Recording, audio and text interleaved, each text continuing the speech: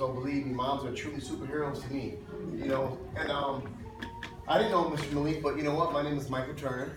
You know, so maybe somewhere down the line, you know, some type of family somewhere, and you know, maybe plantation, maybe, I don't know. You know, but for sure, we're related somehow. My message is this: you know, right now I own a general contracting company. Probably the hardest thing in the world I've ever done is managing men and women, but women are actually more loyal than men when it comes to work. They always show up. But hey, I'm pretty successful. I'm not, you know, rich or nothing, but I never thought I'd even be a business owner. I didn't think I was gonna be alive, you know, but I made it. So I deal with that on a daily basis, but my dream and my goal is always to go around and help people. Because I don't know, God bless me, you know, I believe in God. I'm not gonna make this sermon or nothing, but my life has always been about destruction. I've always been evil, I always took from people, harmed people. And that's where I allowed myself to be taught. My mother didn't teach me that. I just taught myself and let the street soak me up. And I started doing stuff that was crazy. But I wanted to talk about suicide. It's hard for me to understand why somebody, you know, I can't comprehend. You know, I don't blame anybody or anything, but why would someone kill themselves? You know, I don't know, I can't, you know, I was at Browning Elementary School probably about 3 weeks ago, and I was talking to these kids. And this teacher had to put a kid down because the kid was real violent. And this 5th grader was screaming at the top of his lungs, "Kill me, kill me. I don't care about life. You don't care about me. My mother don't care about me." And I'm sitting there like tripping, like, wow, how does a 5th grader even understand what kill me means? Like, for real, kill me. Also, adults here understand death and life because we've probably lost somebody and we've gotten to an age in life where we kind of look at life like, wow, we only have this much more time to go, you know, if we're lucky. So we respect stuff and we acquire something called wisdom. A lot of these kids don't have wisdom. So when I was at this school, I'm talking to these kids and I'm thinking, wow, it was harder for me to inspire. Like, I could probably inspire everybody in here that's been through something and has a little wisdom. I couldn't inspire those kids because they didn't know much of anything. They didn't know what peer pressure was. They didn't know what bullying was. A lot of things that I talk about, I like to talk about kindness and love. And it's hard to talk about that when these kids know video games, the things they need, the things they learn. And I'm thinking, why would this kid think no one loved them? Isn't that scary? And I teach people, even us at our age, you know, I'm almost 50 years old, believe it or not. So, you know, I've been around a little while, so I tell myself, why do I want to harm this person? But I had to learn that because at one time I did. So the biggest thing is to me is that we need to start teaching as a people is understand that we all are Americans, regardless. Whatever our story has been up to this point, first we got to go to the basics and say we're Americans. We're countrymen and women. We owe it to ourselves and to the people that are going to come after us to leave something good for them. That's a huge responsibility. You know, we ain't got to worry about color. See, I grew up when there was a lot of racism. I grew up on the south side of Milwaukee with a mother that was very light complected and a black father, but my father wasn't there. But the white kids knew that I wasn't supposed to be there at the time. So me and my brothers and sisters were bullied and called the N-word, and my mom was called the N-lover. I mean, everything was terrible in 73, 74, 75, it was terrible. And where I'm at in my life now, though, I grew up with those same white people, and the same white people that used to call me that are like my best friends, my brothers now. We're all old men, and we love each other like brothers, but it was just the time. You know, everyone's just misguided, miseducated, and it hurts my heart now to see that as a country, not all of us, but we're talking about president. I don't want to get into politics, but I just see a lot of the things that I did as a kid revisiting. We're all the same. I guarantee you, 2 eyes, 1 tongue. Hopefully we all got toes to look when we eat good food, you know? So my whole thing is this, we all have the right to live. But let me tell you why I would say I'm excited about life. Because by the time I was 14 years old, I was completely addicted to cocaine. Completely addicted. Like, it wasn't even on the street yet. I happened to know a rich white kid that had a very rich uncle, and we used to call it basic. Cold basic, free basic. I didn't have no clue what it was. I just smoked it. You know, whatever I did. And it wasn't on the streets, it wasn't crack, it was none of that. So I got turned out by a young age. By the time I was like 8 years old, my big homies, who I thought were my homies, had me robbing people's houses. Making me skip school when I was like in 3rd grade, throwing me through windows. Making me go unlock the door just to steal from people. You know, so all my life I believe this. I'm one of the guys that started gangs in the city. Name, I don't care who you are, name any gang leader in the city.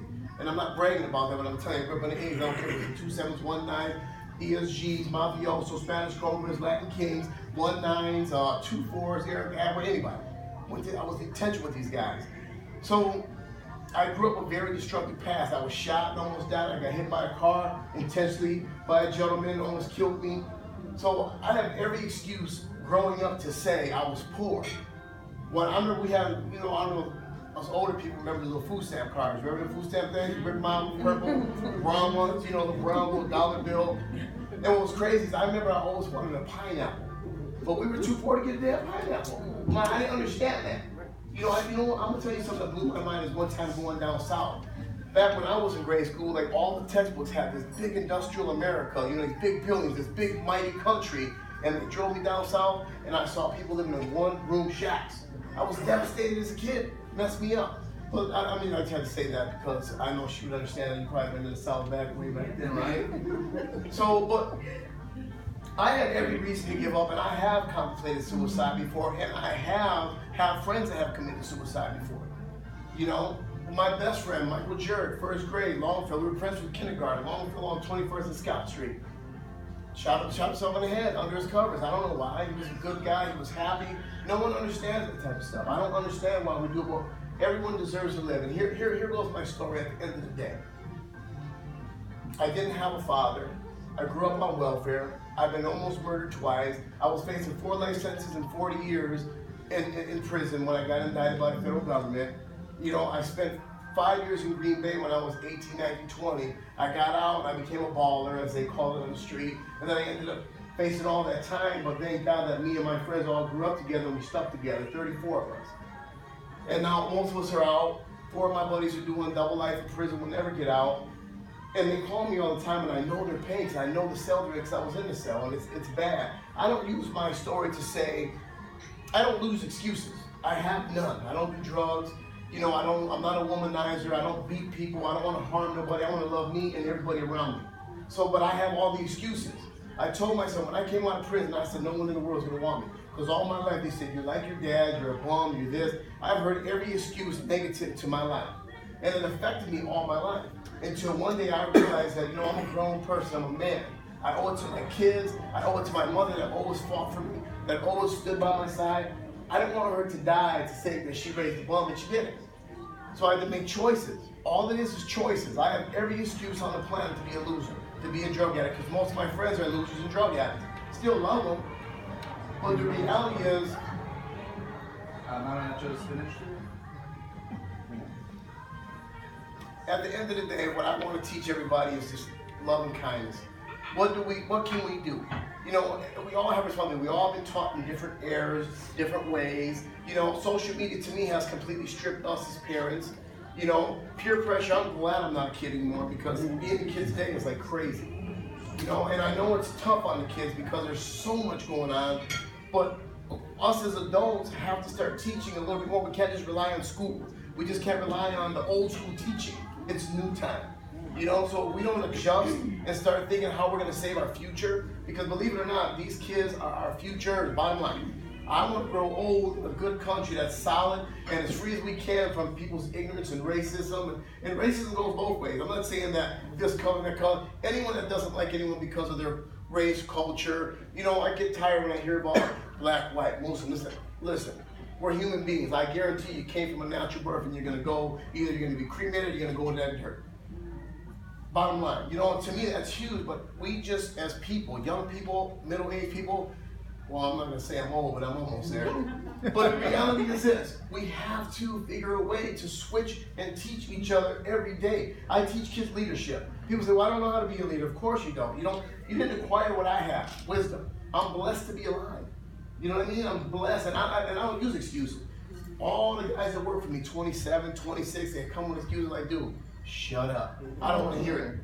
I almost died twice, almost faced 4 lives. I almost did life in prison twice. You know what I mean? I was addicted to drugs.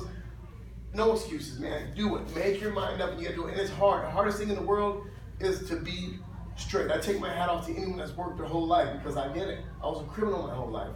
It was a sad thing. But these last decade I've been out here, I've been out for 11 years, and I've created a small empire for myself because I just stuck to my guns. And what my teachers taught me back in grade school, my mother invested in me, telling me you're better than you. And everyone's better. Everyone's unique and individual. And I guess I didn't really come with a message because I really never wanted to be in front of a mother that had lost her child. I don't know what to say. I'm a father. You know, it's I don't know what to say. I mean, I feel so bad. I mean, you know, he's someone that could have been somebody, and he didn't even realize. And all you young people got to realize that no matter what your circumstance is, I'm telling you, there's a way out. You don't understand that once you die, it's over. Yeah, you can go to heaven. There's a different situation, but I'm not going to get there. You know, I'm not going to go there. I'm talking about right here today. You've got to leave a legacy. If you do something to yourself to harm yourself today, you just robbed yourself and your entire family of generations and generations of a legacy. Because who knows what any one of us could be. Don't use excuses. You know what really my pet peeve is, and I can say this, and just because I'm African American, Mexican American, German American, and Jewish American. So I can see a little bit about everything, okay? So the reality is this. I hate when I hear young people, my cousins, man, a white man. What does that mean? You know, that's an excuse, man. My great-grandparents figured that one out, right? They walked that walk, you know, in the 60s, you know, with plenty of white people that were there together. You know what I mean? But if you go back in history and look, it took a collective nation to change it. To me, when we talk about kids, to me it's a national security situation. It ain't about this guy over here trying to get a nuclear bomb. It's about saving our kids too. If all of our kids are drug addicts and dumb as a box of rocks and just sit there and do this all day, we have a bunch of old people doing this, walking around with video games. We have a crisis, man. I mean, excuse me, I'm sorry, but we have a major crisis, and every one of us play a part. Young people play a part, middle-aged people, and old people. We got to start teaching different. So whatever your teaching method is, whatever you think we can do to change, my thing is this, I just think that if it was up to me, all schools would teach love, respect, kindness, hugs. I love hugs, because when I was in prison and I was sitting there in the hole, I did a year in the hole at times, I had a fight, and I watched this rabbit family, and there was a wall in front of me, a 40-foot wall, and on the other side of that wall was a bunch of guard towers with machine guns, because the federal government ain't no joke. You know, I was like freaking out when I went to a USP. I was like, wow, okay. But the biggest thing was this, is I watched that family, and that was, people said, what changed your life, Mike? I just wanted to be like that little bitty rabbit. I wanted to just have a family.